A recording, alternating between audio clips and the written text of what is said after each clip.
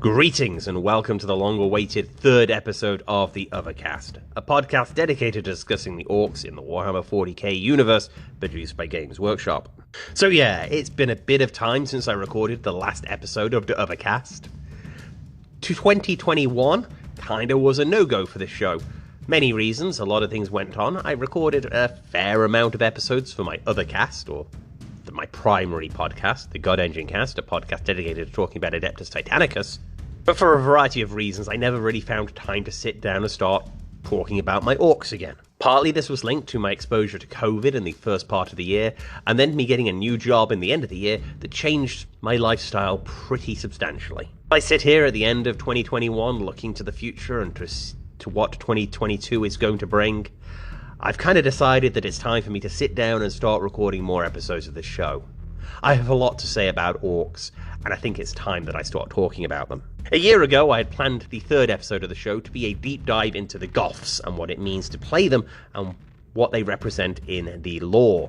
While I still plan on doing that episode is going to be for the future when I have more time to start digging back into the lore. Right about now, the show is going to take a bit of a left turn. Back when I started this show, I talked quite a bit about how I was a narrative gamer and how I really only played my orcs in narrative settings. And that has been the case since I really picked my orcs back up in 2018. Last year, I even ran a pretty fun Crusade campaign, watching my war boss slowly get bigger and pick up a stomper, and I had a great deal of time playing some really fun narrative games with him. That said, over the course of the last year, my thoughts on match play has changed. And I've slowly been convinced to give it another go. So, in about a month and a half, I am going to be going to a 2-day tournament with my orcs, and I'm going to be playing them in a competitive environment. This is pretty surprising, considering where I was last year and the year before that, but it's where I am now. And I thought talking about my challenges of going from a narrative game to a competitive game would be a good sort of topic of conversation for this podcast. So that is what we are going to be talking about on and off for the next couple of months. I'm going to be doing these irregular episodes talking about my journey into competitive 40k and playing orcs more competitively than I have before. I'm going to take a close look at a lot of units and talk about why I'm taking them and what battlefield roles I'll be using them in.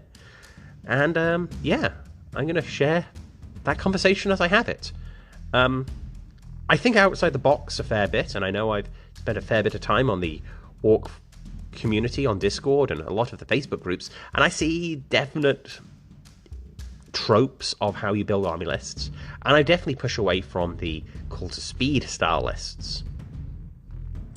But I think before we go any further, I'm going to sort of set some ground rules, and we'll go through some basic blocks as we continue through this sort of episode.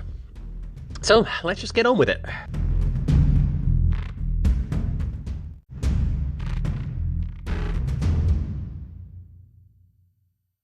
Before we get to the main section of the show, I'm just going to take a moment to throw in the usual plugs that these podcasters usually do. If you like the show, please rate and review it on your podcasting app of choice. It really, really helps my visibility and will let other people listen to the show, which more people listen to the show gives me, better listeners and all that sort of good stuff. If you want to support the show, I have a Patreon and a Ko-Fi account, like an online tip jar, and I'm always more than ecstatic when people actually throw a few dollars in my direction. The funds help me for the costs associated with generating these podcasts, buying the microphones, the rigs, and the like. I'm also hoping over the course of the next year to start purchasing more video equipment so I can start taking this content more online, both in my God Engine Cast and the Uvver Cast. I've also got my eyes on some reference material I want to try and track down, and I've got some big ambitions and big plans that I would love to carry out, but that will all take a little bit more funds that I'll eventually get to spending on myself, but, sooner the better. That said, the biggest way you can support the show at the moment is to give me feedback. This show is still pretty new, so if you want to reach out to me, please email me at god.engine.cast@gmail.com, or you can message me through the Discord, where I'm present on the 40k Orc Community Discord site as Uvver. I'm out there in the Goth section. I'll be posting in the Shouting Pole and Creators Corner, and I'm usually kind of present on a lot of the different places. If you find me, just shoot me a message. Just let me know what you think of this show. I am really hoping that I can hit a niche, and people will enjoy this content I'm putting out. And with all that said, let's actually get on with the show properly now.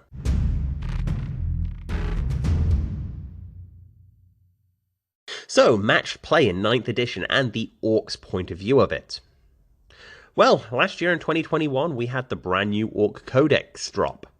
I was there on day one picking up the Beast Snagger box, and I loved the new decks.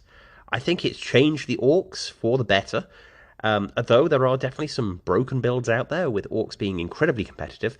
There's also some really good, solid lists that will be fun to play in my style. Which I suppose is somewhere I should start. So I collect a Goth Orc army. I don't have that many speed freaks at the moment. I know back in episode 1 I talked about the fact that back in the day, back in sort of 1998, 2000, I sort of collected a 3rd edition called Speed Army, and it was great. But I don't have that anymore, and I haven't tried to recreate it with the new buggies. My list of the last codex basically resolved around large blocks of boys running around the table, supported by some auxiliary units. It wasn't unique, and really not that special, but I enjoyed it, and it was always good fun to push big blocks of boys around. It also wasn't going anywhere near competitive 9th edition.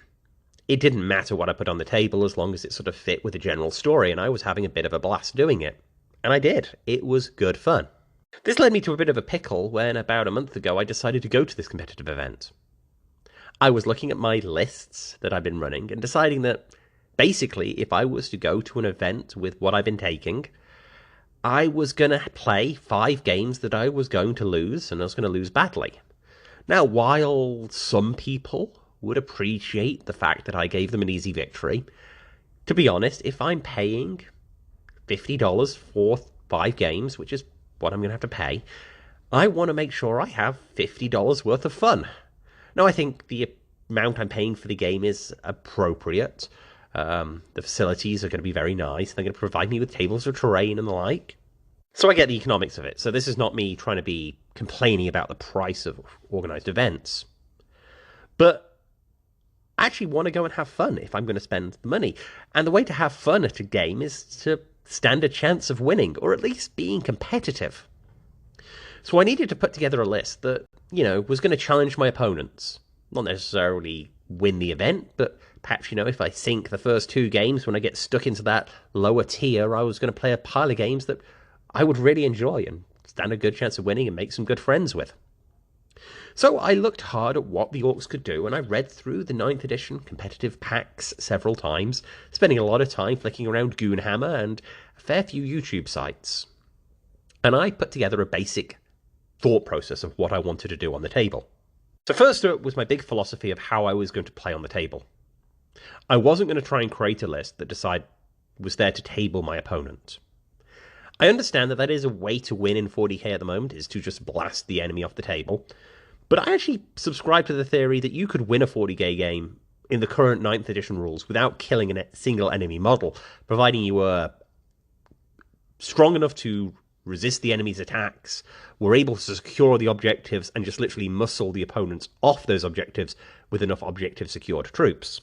Now, I don't think the Orcs are capable of doing that, but I would much rather do that than table my opponent, because I think trying to table your opponent, it can be a bit of a reach with some of the lists that are out there at the moment. So in short, I was going to prioritise playing the mission. Now, the big thing I've got hanging over my head is the fact that the lists have to be together in a couple of weeks, and the event's not for a little bit longer, and there's a good chance we'll be using the new mission pack by then. So I can't even just start sitting down and tailoring myself to the current missions. But I know what a lot of the missions are going to look like in the upcoming chapter approved, or whatever it's going to be called. With a little bit of forethought, I've started putting together a list that will work under most conditions. So I'm going to go through that list, talk about what each unit's going to do, and then we're going to come together with a sort of summary of how I imagine it all working on the battlefield, and what my intent on the battle strategy is going to be. I'm then going to finish the show with talking about how I plan on testing this list before I go to the event. And then there'll be future episodes with me talking about how this experiment's going. I'm making some decisions that I know will generate some discussion. I've got some odd views, and I want to see them tested. And we'll see what happens. Anyway, let's get on to the list. So let's start with the list basics. The event's going to be 2,000 points, so my list is a 2,000 point list. I ummed and ahed for a while about whether I was going to run a battalion or 2 patrols. The idea with a battalion is that I could just spam a lot of troops, and they would give me the board presence that I really was looking for. I'll talk about that more in a bit. But after a lot of debating, I decided that really what I needed on the table were war bosses. War bosses are perhaps the best unit we have in the codex at the moment that isn't a buggy. In fact, there are a couple of war bosses that are also buggies, but neither here or there. The combat capability of the war boss is fantastic. The war boss allows me to call the war, which is also really important. And having a pair of them gives me a bit of flexibility about where I position them on the table. So because of my desire to run the 2 bosses, I basically pushed myself into a position where I ended up having to take 2 patrols. Both my patrols were going to be Goth patrols, and I kind of felt that they gave me enough options, enough choices to fill out 2,000 points with my collection fairly well, without having to make any hard decisions about what I was leaving at home because I was going to run out of slots. I looked at the possibility about taking a specialist detachment instead of the 2nd patrol, but given the fact I needed to take all the troops, or I wanted to take the amount of troops I wanted to take, that 2nd patrol just felt the right choice. So let's actually look at the individual units themselves. We're going to go through each slot by itself. So we're going to talk about the HQs, then the elites, then the troops, and then the fasts and heavies, and finally the flyers. So between the 2 patrols, I have 4 HQ slots, and I have filled them all. The first patrol will have my war boss in mega armor, who will be the actual war boss. He is going to be armed with the usual big shooter, but instead of the Ooze chopper, I'm upgrading it to the Edwopper's chopper, and giving him the warlord trait Cunning but Brutal. So a war boss in mega armor probably is better with the crushing armor, but that's not what my war boss is built. My war boss was built to be a very big war boss who kind of isn't probably wearing that much armor, definitely not the crushing armor, and he's got a chopper that is meant to be the Edwopper's chopper. This has been my warlord for the last year. I didn't really want to change him for this list, so we're just going to leave it be. He's probably not going to be the greatest unit, and I thought about perhaps swapping him out for a standard war boss with some additional bonuses, and we may do that in the future if the mega armor doesn't seem to carry its weight. The warlord trait Cunning but Brutal is a sort of catch to ensure that if he's charged, that he is going to be able to fight first. He is going to be slower than my other war boss, which we'll get to in a second, and I have a feeling that he may be caught flat-footed once or twice. So hopefully the warlord trait will give him that little bit extra swing and a bit more initiative. The purpose of this boss will be to act as the rear boss. He is going to be the one to call the war, as he's not going to be charging up the table as quickly as my other boss. He is going to support the main push towards the centre of the table. So unsurprisingly, as I've now talked about a boss that moves a lot quicker, and the fact that I'm playing a Goth list, hopefully most of you will realise my second war boss is going to be a beast boss on Squigosaur. Spending some CP on this wonderful big boss, I'm giving him the warlord trait Proper Killy and the relic Beast Hide Mantle. So that means the beast boss is going to be running around with 8 attacks with his beast chopper, strength 7 on the charge, AP -3, while his Squighog Jaws is also strength 7, AP -3, or AP -4 even with the Goth trait. It is going to be great. He is going to be able to chomp through so many units so quickly and be very effective at what he does. The Beast Hide Mantle also providing that save after save, just to give him that extra bit of resilience.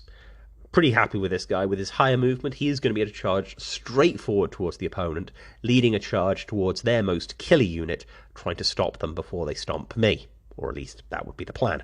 Now these 2 bosses are backed up by 2 additional units. The first is a big mech with a shock attack gun. No upgrades, nothing special, just a standard mech with a shock attack gun. It's going to be there to usually do the sniping thing. The shock attack gun is a pretty scary gun, will hopefully attract some opponent's attention, or put out some hurt on some units with a pretty tough armor save. It's got the potential to really nuke those enemy tanks, or to snipe out enemy characters should they fall out of position. The second HQ is your standard weird boy. I'm looking at taking the jump and crunch on him, the idea being that he's mostly going to be used for jumping units into position, trying to get enemy out thinking about where they're going to have to place units to keep them screened even around the back as I start throwing boys around the table. The crunch is a good power at dealing with hordes, which is currently my big fear, that I'm going to be facing big groups of stuff that I'm just going to need to crunch. And yeah, I think the crunch stands a chance for me to do that. I have a feeling that if anything's going to change before I have to submit my list at the end of January, it is going to be that second power. And if anyone has any advice about what power I should be running on my Weird Boy, I would love to hear it. I had considered taking the additional CP hit to give him the Scorched Git Bones, but I'm not sure about it yet. The +1 to cast is pretty useful, so it may happen. But we're going to see. I'm already starting with only 8 CP thanks to the second troll and buffing the boss and Squigosaur. So yeah, I don't know. So now with their HQs out of the way, let's talk about the bulk of the army, the troops. So I am taking 3 units of troops. There are going to be 4 blocks of standard boys, 1 block of Beast Snagger boys, and 1 unit of grots. So first let's talk about the boys. Each squad of boys is going to be 50-50 mix slugger chopper, with 3 of the boys squads also bringing along a big shooter. 2 of the knobs, 1 in the squad without a big shooter and 1 in one of the squads with a mix, also has a big chopper, otherwise the other knobs are just chopper knobs. The Beast Snagger boys come to battle with a thump gun, the grots are just 10 grots. So yeah, that's a lot of models. 50 orc boys plus 10 grots. They should be enough units to secure objectives and hold them, if necessary, and what I'm expecting to have to do is to have the boys secure them in waves. So we're going to have wave 1 boys, which are the 2 knobs with a big chopper, they're mobs. They're going to push forward really hard at the start of the game. They're going to advance first turn, they're going to try and secure midfield objectives, along with the other units that are going to race up the table. We then get the next unit of boys, who will be the second wave. They'll come up trying to resecure objectives if the other boys have been blown off them, or moving to resecure those positions when those boys have moved further up the table. I'm doing the mix of sluggers and shooters because it's what I've done in the past. I've had great success with units of 10 with a mixed weapon. I find the sluggers, providing I've got 5 sluggers and choppers in a squad, are usually enough to put the hurt on most enemy units, especially if I get a position where I can charge them with 2 squads at once. So the 4 shooters start becoming really useful in the times I have to overwatch, or when I just need to sit on objective and shoot. That little bit more firepower is useful, especially those first couple of turns when I'm moving up the table. That said, this is one of the big asterisks on my list. I kind of expect that I'm probably going to have to drop one of the big shooters and make 2 dedicated slugger chopper mobs and 2 dedicated shooting mobs, and split them up into wave 1 and wave 2. It probably wouldn't be the worst thing in the world to do, but I'm going to try at least a couple of practice games with the 50-50 split. I've just got a feeling the flexibility is going to play into my battle a lot more than having specialized units. I want the ability to send any unit off to do whatever I needed to do. A sort of tactical squad thought process there.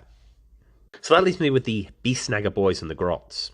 Those guys are the complete opposites. The Beast Snagger boys are going to be leading the first wave. They are the guys who are really barreling up the table to get stuck in and to try and take out enemy armor, or big monsters. They're probably the unit that will be dejumped first. Throwing those into some cover near the back of the enemy lines first turn is a really big threat to enemy artillery or anything they put on their back lines. Use that in the past and it's good fun. Finally, the 10 grots are probably going to be outflanked most of the time. Put in strategic reserve, taking the 1 CP hit, to have them run on a table edge and secure objectives late in the game. There's not much to say about grots. They're great for doing activations, great for securing objectives when the enemy's really not throwing firepower in their direction, and that's really what they're going to be there for. A 50-point unit to easily secure objectives when the enemy's really not looking in that direction. Points-wise, I have sank just over 500 points into those units. Makes up about a quarter of my list, but they should do the heavy lifting with the point scoring. I think I've got enough bodies to do what I need to saturate the table up a bit, to allow me to screen my killing units, secure objectives. Yeah, I think they'll do the work. Very much need to credit a lot of Imperial Guard tactical blogs I've been listening to recently. A lot of those have been talking about waves of infantry to secure objectives, and I've basically taken their playbook and gone, well, I can do this with orcs in the same style. I don't get move, but I do get the wah, which allows me to assault after charging, or to advance and then assault, which is really good. It gives me a faux bit of movement, and because there are a lot of small little blocks, that second turn war, when I call it, or even first turn if the enemy gets the jump on me, I can be aggressive on a lot of fronts really quickly in lots of small areas. I mean, in the ideal circumstance, an enemy unit moves itself forwards into the center table, sits on objective, and I hit them with 2 mobs on either flank. Suddenly those 5 choppers becomes 10 choppers, plus their +1 attack, plus the shooter boys acting in with a few extra hits there and there. I don't expect any of these boy squads to operate by themselves, which is why I think I can get away with a 50-50 split. But we'll see. Anyway, let's move on. Then we move to my elite choices. My first unit and elites I want to talk about are my Mega Knobs. I'm taking a block of 5 Mega Knobs, all armed with custom shooters and power claws. These guys will follow the Warboss in Mega Armor around to make one killy blob. All 6 of them will ride to battle in a truck, though they won't have the Truck Boy special rule, so I will have to be a bit careful about when I disembark them. It's just not worth the trade-off being offs. But yeah, these guys are going to move up the table with the Warboss and just put some hurt out. This blob has been my Death Star in my Crusade list for a long time, and I really rate the custom shooter as a weapon these days. Spending that CP to give them the more DACA to open up the number of the distance their shots go out is really fun for clearing out weak units. Yeah, I've got some versatility, some good use. Definitely a unit I can plop on an objective to sit if I need to, but most of the time really good for running around with a Warboss and clearing out enemies very efficiently. The next elite unit I'll have is a unit of 5 Tankbusters with no real upgrades, not even taking a bomb squig on them.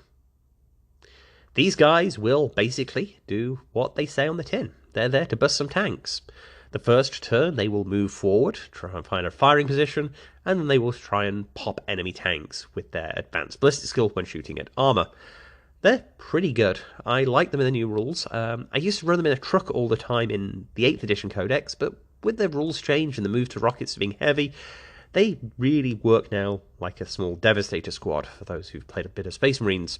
I try and, like I say, move them forward, put them in a piece of cover, and just get that 24-inch threat range sitting there to put out some dangerous firepower. They're not bad to sit on a rear objective, or an objective I know the enemy's going to try and rush with vehicles. There is another use for them, and I'll cover that when I get to my heavy section, as I have an alternate plan if I'm facing certain opponents. Next up in elites, I have my 5 commandos. The boss knob in this squad has a power claw. These guys will operate as close to the enemy as they can and move and be in the right position to secure the forward objectives. Now these guys are going to be fairly mixed use. I can either throw them away in the first turn in a sneaky charge if the enemy gives me the opportunity, or they're going to be there to be shot to pieces by the enemy in their first turn. I'm hoping with the additional resilience they'll be a hard unit to shift, and the enemy will have to focus some firepower on moving them, and hopefully they can cap me some early points. If I'm really lucky, they can move up in the enemy's objective zone and start causing all sorts of fun depending on what secondaries I pick. A good flexible half-boys squad for about the same points. They're a good unit, very fun. Finally in elites, I have my 5 burner boys. I'm going to take a spanner with a big shooter and 4 burners. A pretty sensible squad, fairly good at clearing out enemy infantry, and on foot, probably not the greatest thing in the world. But I have a ride for them, which we will discuss when I switch to heavy. So we'll talk more about that in a second. Overall, my elites are there to support the main infantry push. The Mega Knobs are to support the Warboss in their giant tank up the table. The Burner Boys and Commandos are very specialised to take out individual threats. And the Commandos are there to score me easy points. They're sort of another troop unit, which I think is a good mix for this particular section of my list. Now we move to the fast attack sections. I have 3 units for this. The first squad is a squad of 3 Warbikers, all armed with the standard weapons of Dakajuns, slugs and choppers. With Goths, they are pretty scary as a close combat threat. They can put out a fair number of attacks on the charge, especially on a turn I call a war. These guys will be set to advance up a flank to try and give the enemy some problems in their own deployment zone really quickly, ideally trying to hit enemy flankers or take out moderate threats. If the enemy's trying to move a unit of Hellblasters towards me, they're going to be in to try and wipe them out in close combat as quickly as I can. With their big red button special rule, they get that move of 20 inches, gives them a really solid threat range on the turn I call a war. They can really push up the table and engage nearly anything I want to. Very happy with these chaps. They performed admirably in the past, although in larger numbers. I'm going to be very interested to see in my practice games how well these guys perform. I think they've got the flexibility to be another small unit to really help spread out some threats on the table. That cannot be said for my next two fast attack choices. These guys are going to be the guys to escort my warboss on Squigosaur. We're talking about my Knob on Smasher Squig and my Squighog boys. Now the Knob on Smasher Squig I'm taking basically as a Knob on Smasher Squig with no real additional bonuses. I had considered spending another CP on him to give him some additional Warlord traits. Maybe giving him a +1 attack or +1 strength would be fun, as would perhaps reducing the enemy's strength when attacking him. But at the end of the day I decided to save the CP. This is something I may revisit. His basic plan is to support the warboss in that charge up the table. He will pick out small-time threats. Being a beast snagger, he is particularly good at taking out enemy vehicles. The same goes for the Squighog boys, who also will ride alongside the warboss, again taken as stock with no bomb squigs or anything. They're just going to charge up the table and mash stuff the boss smashers. Basically trying their best to stay within the beast boss aura to maximise their effectiveness on the table. So that then leads me to my two heavy support slots. The first heavy support slot is a battle wagon. This battle wagon is pretty heavily kitted out. It comes with a Death Roller, 4 big shooters, plus the cannon, and the custom job Fortress on Wheels. Yes, I've sunk a lot of points into this battle wagon, but it's the model I've got. It has the Death Roller, it has all those guns, so it's what I'm taking. Fortress on Wheels is just a good upgrade, gives it a decent invulnerable save, and if I'm going to sink some points into it, I'm going to sink those extra points to make it that little bit more survivable. So the battle wagon is dual purpose. Most of the time, it is just going to sit on my battle lines and advance up the table with everything else. It will go full speed alongside the truck to be the second threat alongside my warboss. Other times, it will go in the teleporter and appear in the enemy's backlines, putting out a pile of Dagger and hopefully getting a decent charge off, using the ramming speed stratagem, which suddenly is a 4 CP sink, which is why I've been a little bit conservative by giving my other characters upgrades. But making a 9-inch charge on a 3d6 charge is just a lot more realistic, and the fact he'll put out mortal wounds really makes the entire battering ram of that battle wagon a lot scarier, especially if it's also Goth. That thing's going to hurl in, especially during a war, and really put some hurt on the enemy. The plan is, when it's teleporting into battle, it will come bearing the burner boys as well. So suddenly into the enemy's ranks appears this battle wagon that will charge in, put a pile of pain into the enemy with a ram, and then just start burning people. Those flamers work in close combat if people stay in engagement range, so it can clear out paths around the enemy. Pretty effective unit. I've used it in the past like that, and it's just fun. For a while, my list was going to put some flash gits in there instead for the additional high power strength shots, so it would teleport in and become a sort of gun bastion. And I think in the future, perhaps the battle wagon could be replaced by the boss bunker for a similar effect as a teleporting transport. But the flexibility for me to just deploy it normally and have it move up the table to help secure key objectives is something that can't be understated. The fact I could also put the tank busters in there if there was a particular enemy tank I knew I needed to take out. It would be possible for me to put both the tank busters and the burner boys in for quite a devastating payload to appear in the enemy's back line. Again, depending on the opponent and depending exactly what I need to do that battle. A lot of flexibility, really like that idea. And the final unit in the heavy support slot is a single mech gun carrying a custom mega cannon. It's not much, it comes in as the cheapest unit in my list, and it will hang out next to the big mech, or near the big mech, and just put off pot shots. The two of them combined will provide a sort of background fire support for my list, with the big mech being able to fix it from time to time if it takes any incoming fire. Hopefully also ensuring that the big mech doesn't, get sniped out himself. It will provide an extra unit, have a few of the grots scattered around it, acting as, guys standing near a gun. It's a pretty solid idea in my mind. I do have a habit of moving it around, even in my Crusade games I play with it. It's fairly flexible. The grot's ballistic skill makes it a pretty steady unit of being able to chink out saves off the enemy, and they usually forget about it the first couple of turns. Eventually they'll focus it down when they start seeing it doing some real damage, but it's a low yield threat, and I kind of like it. So that leaves the final unit in the list, and that is the Dackerjet, filling in the flyer support for this particular list. The Dakajet will be coming to battle with the 4 super shooters. I'd very much like to give it the more Daka custom upgrade, but at the moment I don't have the 15 points to spare. There are a few places I could strip 15 points from, but we're going to see how the list develops. Overall, the Dakajet is a great gunboat. I really like most of the Orc flyers, but I definitely think the Dakajet is the value for money. The super shooters are a really fun Daka weapon, and the number of strength 6 shots it will be able to put out will really put my opponents on edge. Definitely think it's got flexibility, definitely think it's a good place in the list. I don't think it matters what the rest of my list would be, it's just a great shoe-in. And yeah, more Daka probably would help on a 4+, getting that +4 shots. Definitely good. Whether it's worth me taking the 3 big shooters out of the boys squads, yeah, probably. That does mean, though, I'd need to paint up a few more boys, as this is my painted collection, and I'm already running into that issue already, which I think is going to be the way I wrap this list up. Or at least something I will come back to talk about once I've talked about the main plan. Okay, so the next big question is, what 3 secondary objectives will I be taking with this list? Well, the answer is, I'm being really flexible.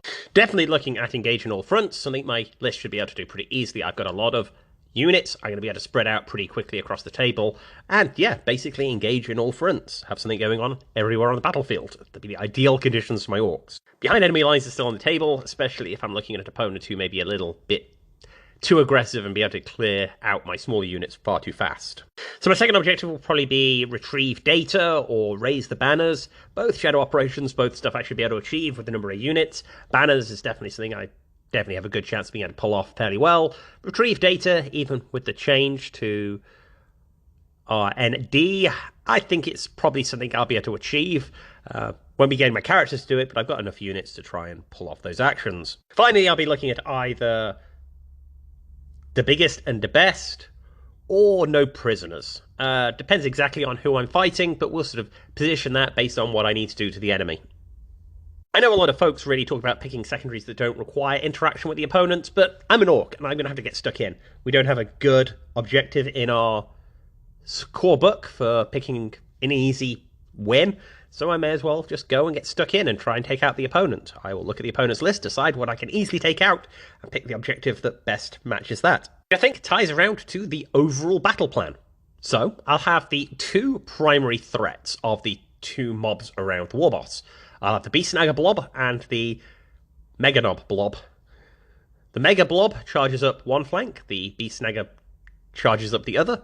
The Mega Knob blob takes a more central position to support as many boys units as possible, whilst the Mega Knob blob goes after the biggest enemy vehicle.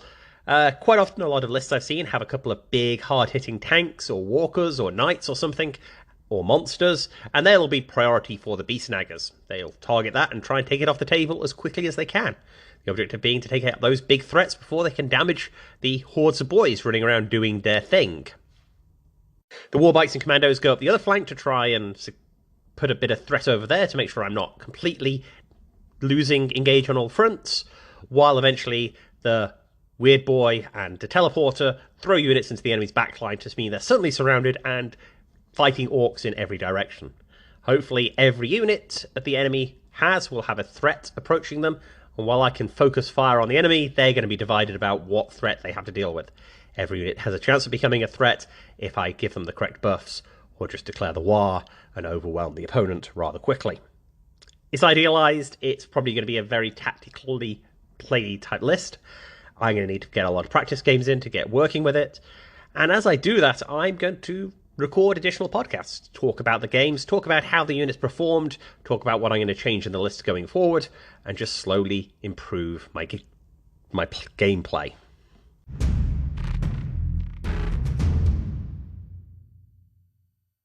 So there we are. That's the end of episode 3 of the Uvver Cast. If you've enjoyed this podcast, please leave a wonderful note somewhere, write me a good review, shoot me an email to god.engine.cast@gmail.com, or reach out to me through the other places I've mentioned earlier in this podcast.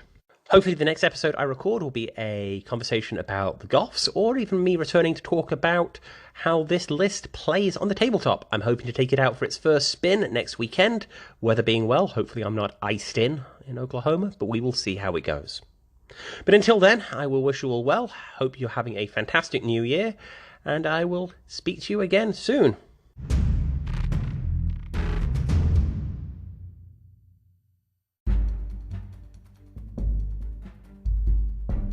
Thank you again for listening to The Uvver Cast, a podcast dedicated to exploring the ideas around the orcs in the Warhammer 40,000 universe produced by Games Workshop. This show was written, recorded, and edited by Martin Emery. This podcast is completely unofficial and in no way endorsed by Games Workshop Limited. No challenge to any trademark or copyrights is intended. All rights are reserved by their respective owners, and if you have questions for the show, please email me. Until next time, I wish you all well.